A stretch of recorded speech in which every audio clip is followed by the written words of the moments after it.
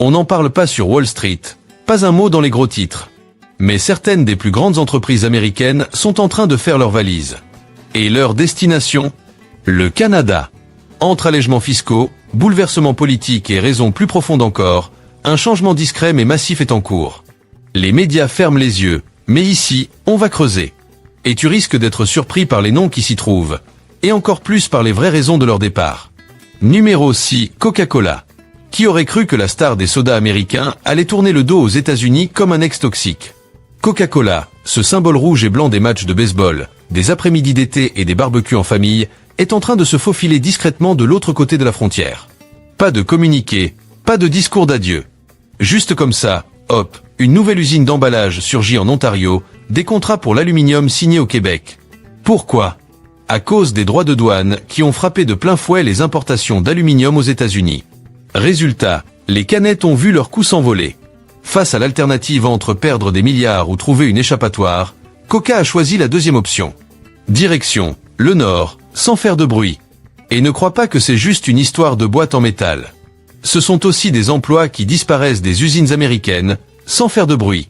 Les prix à la consommation grimpent, et sans t'en rendre compte, ta prochaine canette de Coca, Made in USA, pourrait bien avoir été produite au Canada.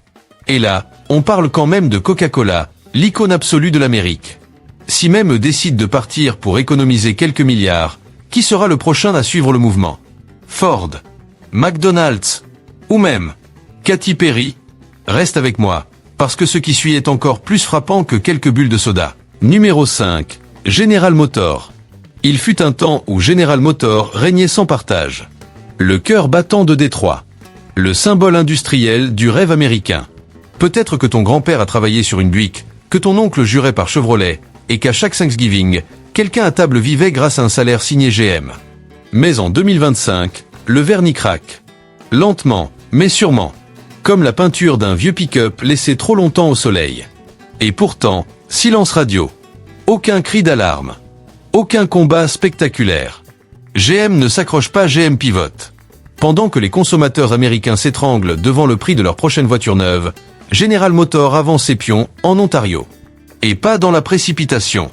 On parle ici d'une stratégie millimétrée, déployée étape par étape. Tout commence par la chaîne d'approvisionnement.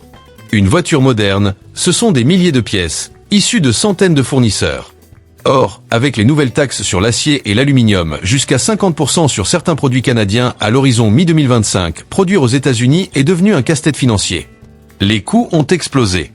La rentabilité s'est effondrée. Et contrairement à un soda, une voiture à 40 000 $ ne se vend pas sur un coup de tête. Quand la demande a chuté, GM n'a pas tergiversé. L'idée a germé. Et si le Canada devenait la base arrière idéale ? Les chiffres parlent d'eux-mêmes. Depuis 2020, plus de 2,6 milliards de dollars ont été injectés dans GM Canada. À première vue, ça peut sembler anodin. Mais quand on creuse, le tableau est limpide. Virage électrique à Sainte-Catherine, unité de propulsion EV en construction, et même une méga-usine de matériaux pour batteries au Québec, en partenariat avec POSCO. Ce n'est pas une diversification. C'est une relocalisation stratégique à long terme. Pendant ce temps, au sud de la frontière, le contraste est brutal. Des usines américaines ralentissent. Certaines ferment. À Ingersol, près de 1200 employés ont été licenciés en avril 2025, officiellement pour reconfiguration. Traduction non officielle, pause indéterminée et peu d'espoir de rappel. Et pendant que les chaînes s'arrêtent aux États-Unis, GM recrute à plein régime au Canada. Ingénieurs, experts en logiciels, spécialistes de l'automatisation et de l'électrique. Des centaines de postes qualifiés voient le jour en Ontario et au Québec. Le futur centre d'innovation GM ? Petit spoiler, il ne sera pas à Détroit. Sur le papier, le discours reste patriotique. GM se dit toujours engagé envers l'Amérique. Mais dans les faits, chaque dollar investi au Canada est un dollar qui ne construira pas l'avenir de Flint, Toledo ou Détroit. Usine après usine, contrat après contrat, ce sont des villes entières qui s'essoufflent. Les écoles se vident, les commerces baissent le rideau, l'immobilier plonge, et l'espoir s'évapore, comme de la buée sur un pare-brise en hiver. Et le plus marquant, c'est que ce mouvement n'est ni idéologique, ni temporaire. C'est une équation froide, rapidité, rentabilité, stabilité. Si le Canada offre un environnement plus simple, plus prévisible et moins étouffant sur le plan administratif, pourquoi rester prisonnier d'un marché américain devenu instable ? Oui, Tu verras encore le logo GM briller dans les concessions du Texas ou de l'Ohio. Mais ce qui fait vraiment la valeur, la R&D, les batteries, les cerveaux migrent de plus en plus au-delà du 49e parallèle. Ce n'est pas une trahison. C'est du business pur. Mais si même General Motors, pilier historique de l'industrie automobile américaine, traverse la frontière en silence, imagine ce que feront les plus petites entreprises. Elles ne marcheront pas. Elles courront. Ta prochaine voiture Made in USA pourrait bien sortir d'une chaîne de production canadienne. Et là, les États-Unis ne perdent pas seulement des emplois. Ils perdent des symboles. Et si tu penses que c'est déjà énorme, accroche-toi. Abonne-toi, lâche un commentaire, parce que ce n'est que le début. Les prochains noms risquent clairement de te faire tomber de ta chaise. Numéro 4, Alcoa Corporation. On n'en parle quasiment jamais. Pas de gros titres, pas d'alerte rouge dans les journaux. Et pourtant, à chaque tonne d'aluminium produite, un basculement silencieux est en train de se produire. Cet aluminium que tu retrouves partout, dans les canettes, les voitures, les avions, les frigos, les immeubles, commence de plus en plus souvent à porter une mention discrète, fabriqué au Canada. Derrière ce glissement progressif, il y a Alcoa, un monument de l'industrie américaine, plus d'un siècle d'histoire, qui est en train de déplacer son centre de gravité vers le nord. Pas de fracas, pas de discours, aucun drapeau qu'on replie en public. Juste une manœuvre lente, précise, presque chirurgicale. Et ne te trompe pas, on ne parle pas d'un simple ajustement pour gratter quelques dollars. Ce qui se joue ici, c'est une vraie rupture stratégique. En 2025, Alcoa a pris de plein fouet une triple déflagration. D'abord, des coûts de l'électricité qui s'envolent aux États-Unis. Ensuite, des fonderies vieillissantes, de moins en moins compétitives. Et pour couronner le tout, une taxe de 25% sur l'aluminium importé.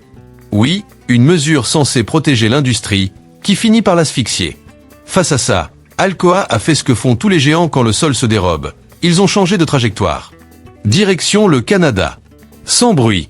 Une activité qui ralentit à Houston pendant que Montréal accélère. Des équipes réduites au Texas pendant que les camions affluent vers le Québec. Un projet d'1 milliard de dollars pour moderniser une fonderie américaine mis en suspens, pendant que les contrats d'hydroélectricité, eux, sont prolongés jusqu'en 2040 au Canada. Curieux hasard? Pas vraiment. Soyons clairs, l'aluminium n'a rien de glamour. Ce n'est ni tendance ni sexy. Mais c'est absolument vital. Quand Alcoa éternue, toute l'économie américaine attrape un rhume. Automobile, électroménager, soda, construction, fenêtres, tout le monde dépend de ce métal. Et quand sa production glisse hors du pays, c'est toute la chaîne qui commence à trembler. Les signes sont déjà là. Des licenciements dans des villes entières construites autour des fonderies. Des mineurs qui s'interrogent sur des expéditions qui n'arrivent plus. Des chauffeurs à qui on annonce qu'il n'y aura pas de trajet cette semaine. Pas parce que la demande chute, mais parce que l'aluminium arrive désormais du Québec. Et Alcoa ne se cache même plus. Dans leur rapport trimestriel que presque personne ne lit, ils l'écrivent noir sur blanc. Rien que sur les 3 premiers mois de 2025, l'entreprise a absorbé 20 millions de dollars de coûts supplémentaires liés aux tarifs. Et le trimestre suivant s'annonce encore pire, 90 millions de dollars en plus. Ce n'est pas une égratignure. C'est un coup de massue. Le message est clair, aucune intention de relancer les fonderies américaines mises à l'arrêt. Produire ailleurs coûte moins cher, même en renvoyant ensuite le métal aux États-Unis. Pourquoi? Parce que le Canada, et surtout le Québec, détient un avantage que personne ne peut égaler, une électricité verte, abondante et stable. On parle de plus de 2100 MW garantis jusqu'en 2040. De quoi alimenter une région entière, ou faire tourner des fonderies géantes à plein régime. Conséquence directe, chaque tonne produite là-haut, c'est un poste en moins au Kentucky. Un quart de travail supprimé au Texas. Un petit restaurant local qui ferme plus tôt le soir faute de clients. Ce n'est pas un effondrement brutal. C'est une lente disparition. Comme voir le centre commercial de ton enfance se vider, boutique après boutique, jusqu'au jour où tu réalises qu'il n'y a plus rien. Et ne crois surtout pas que c'est temporaire. On ne signe pas des contrats d'énergie sur 15 ans, et on ne gèle pas des milliards d'investissements par simple curiosité. L'avenir d'Alcoa est désormais en train de se couler dans des moules québécois, pas dans des fours américains. Alors la prochaine fois que tu ouvres une canette, que tu poses la main sur le capot d'une voiture neuve ou que tu admires la façade brillante d'un gratte-ciel, pose-toi la question, est-ce encore du savoir-faire américain ou juste un éclat importé? Parce qu'Alcoa, eux, n'attendent plus. Le camion est déjà parti. Numéro 3, Campbell. Qui aurait imaginé qu'un jour, même la soupe quitterait l'Amérique? Et pourtant, c'est exactement ce qui se passe. Campbell. Oui, La soupe Campbell. Le bol rouge et blanc, le symbole réconfortant des placards américains depuis des générations, commence lui aussi à lever le camp. On ne parle pas d'une marque vieillissante ou dépassée. Campbell, c'est un géant de l'agroalimentaire, plusieurs milliards de chiffres d'affaires et une présence quasi mythique dans les foyers. Mais aujourd'hui, l'entreprise en a assez de voir ses coûts exploser dans un contexte économique devenu imprévisible. Le cœur du problème est simple. Plus de 90% des produits Campbell sont conditionnés dans des boîtes en aluminium. Or, quand les États-Unis imposent une taxe de 25% sur l'aluminium canadien, puis la renforcent encore, ce n'est plus un simple contretemps. C'est une menace directe pour la rentabilité. Campbell ne fabrique pas l'aluminium. Il l'achète. Et quand les fournisseurs augmentent leur prix, la facture finit toujours par arriver chez le consommateur. Sauf que la clientèle de Campbell, ce ne sont pas des millionnaires. Ce sont des familles qui comptent chaque centime. 10 centimes de plus sur une boîte, et beaucoup changent de marque, ou renoncent tout simplement à la soupe. Alors le dilemme était clair, augmenter les prix et perdre une clientèle fidèle, ou déplacer une partie de la production vers un pays où l'énergie est moins chère, les coûts plus stables et les règles moins changeantes. Le choix a été rapide. Pas de grand show médiatique. Pas d'annonce dramatique. Juste des contrats d'emballage signés en Ontario. Des offres d'emploi qui apparaissent à Toronto et à London. Et un constat évident, la production ne descend pas vers le sud, elle monte vers le nord. Mais attention, ce n'est pas qu'une histoire de canettes. Derrière chaque boîte de soupe, il y a tout un écosystème. Une imprimerie d'étiquettes en Ohio. Un producteur de légumes dans le Michigan. Un chauffeur routier en Pennsylvanie. Quand Campbell déplace une partie de sa chaîne, tout cet univers vacille. Les chiffres de 2025 ont d'ailleurs fait l'effet d'un électrochoc. Les prévisions de croissance ont été revues à la baisse, passant de 11% à peine 6 ou 8%. Pourquoi ? Droits de douane, aluminium hors de prix, énergie trop chère. Dans un seul trimestre, l'impact sur l'aluminium et l'acier a frôlé les 90 millions de dollars. Pendant ce temps, le Canada devient de plus en plus séduisant. Énergie abordable. Environnement réglementaire plus stable. Moins de montagnes russes fiscales. Les ports de Montréal tournent à plein régime, pendant que certaines usines américaines ralentissent ou s'arrêtent. Et le plus inquiétant, c'est que ce n'est pas une histoire de soupe. C'est un signal. Quand produire et emballer un aliment de base devient trop coûteux, les dominos commencent à tomber. Si une simple boîte de soupe ne peut plus être rentable sans faire fuir les clients, alors on ne parle plus d'une inflation passagère. On parle d'une hausse durable sur des produits essentiels. Évidemment, aucune entreprise ne veut faire la une avec ce genre de nouvelles. Alors Campbell avance en silence. Moins de boîtes produites ici. Plus de contrats signés là-bas. Moins d'emplois, moins d'activités, mais personne ne dit rien. Alors la prochaine fois que tu réchauffes un bol de soupe au poulet et que tu lis « Produit au Canada » sur l'étiquette, ne vois pas ça comme un simple détail. C'est la preuve qu'une icône de la cuisine américaine est elle aussi en train de quitter la table, pendant que beaucoup pensent encore qu'elle mijote dans la pièce d'à côté. Numéro 2. Tesla. Il fut un temps où Tesla faisait trembler l'Amérique à chaque annonce. Des keynotes spectaculaires, des tweets incendiaires, des promesses qui faisaient bondir les marchés. Aujourd'hui, le ton a changé. Tesla ne crie plus. Elle murmure, parfois même en français, pendant qu'elle trace ses plans en Ontario. Car désormais, Tesla ne se contente plus de réinventer la voiture. Elle redessine, ligne par ligne, la carte mondiale de l'innovation technologique. Et pendant que beaucoup regardent ailleurs, l'entreprise avance ses pions avec une précision chirurgicale. On ne parle pas d'un buzz de plus ni d'un énième coup d'éclat d'Elon Musk. Ce qui se joue ici est bien plus discret, mais infiniment plus stratégique. En 2025, les chiffres parlent d'eux-mêmes. Les réseaux électriques américains sont sous tension. Les factures d'électricité flambent. Et chaque nouveau projet industriel se transforme en labyrinthe administratif, où les autorisations s'enchaînent ou se bloquent. Tesla n'a pas protesté. Elle a fait ce qu'elle sait faire de mieux. Analyser, recalculer, optimiser. Et le verdict est tombé naturellement, le Canada. En Ontario et au Québec, le tableau est limpide. Une énergie propre, abondante et stable grâce à l'hydroélectricité. Des procédures plus rapides. Et surtout, un accès direct à des ressources clés, lithium, graphite, terres rares. Pour une entreprise spécialisée dans les batteries et les véhicules électriques, c'est tout simplement le terrain idéal. Pendant que certains projets américains stagnent dans des débats environnementaux interminables, Tesla, au Canada, passe déjà du plan à la production.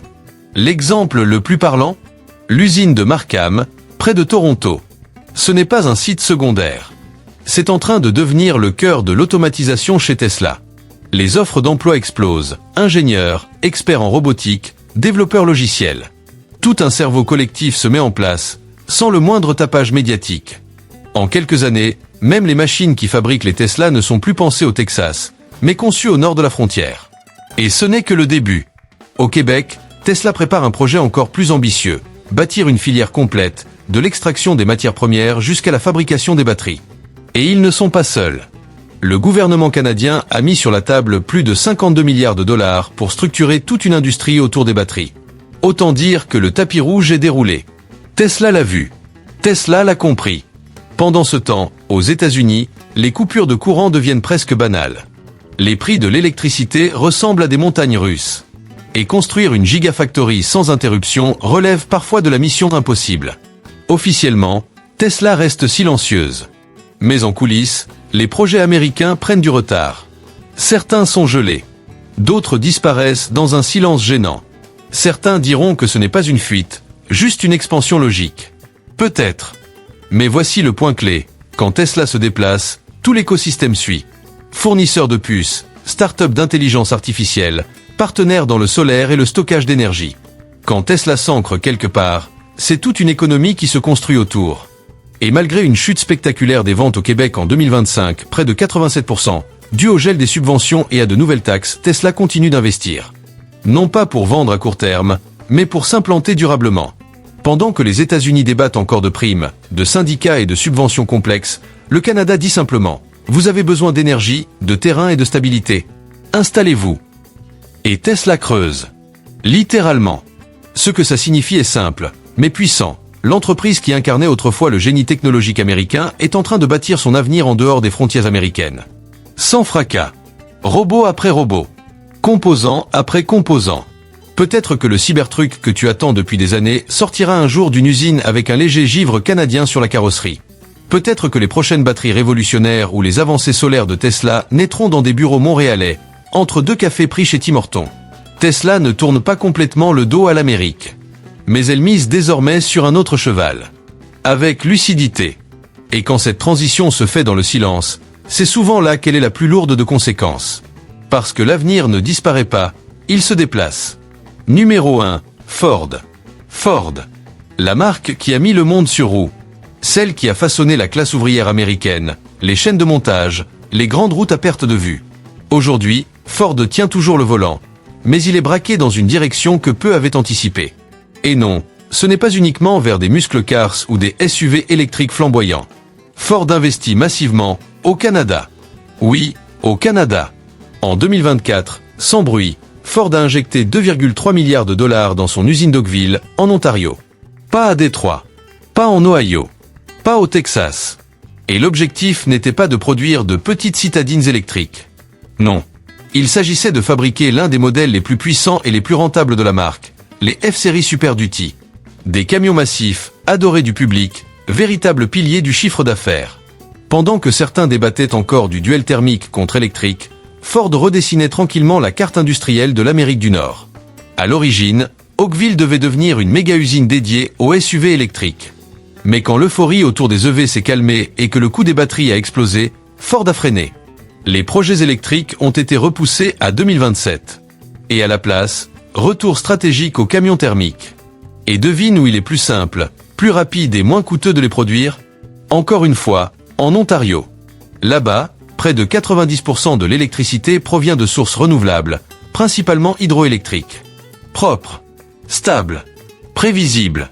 Presque trop parfait pour un industriel. Ford ne ferme pas ses usines américaines du jour au lendemain. Elle optimise. Pendant que certaines installations aux États-Unis s'enlisent dans des coûts élevés et des négociations syndicales tendues, le Canada déroule le tapis rouge. Terrain disponible, énergie propre, incitation fiscale claire. Ford a regardé le tableau et a répondu simplement « On signe ». Résultat, 1800 emplois garantis au Canada. Des fournisseurs qui redirigent leurs contrats vers le nord. Et des villes américaines qui voient, lentement mais sûrement, les opportunités leur glisser entre les doigts. Ce n'est pas un effondrement brutal. C'est une fuite progressive. Goutte après goutte. Un glissement industriel presque invisible, mais aux effets bien réels. Alors la prochaine fois que tu croises un F-150 rugissant sur l'autoroute, regarde bien la petite étiquette à l'arrière. Ce symbole de puissance américaine pourrait bien avoir un léger accent ontarien. Voilà. Tu viens d'assister au déplacement silencieux de 6 géants américains vers le nord. Ce n'est pas de la panique. Ce n'est pas de l'alarmisme. C'est un signal. Les logos restent rouges, blancs et bleus. Mais les machines, elles, tournent de plus en plus au rythme de l'hydroélectricité canadienne. Et si les piliers de l'industrie américaine ont déjà commencé à faire leurs valises, la vraie question est simple. Qui suit? Reste avec nous. Abonne-toi, laisse un commentaire, et partage cette vidéo avec quelqu'un qui pense encore que Made in USA signifie exactement la même chose qu'avant. Parce que ce n'est clairement que le début.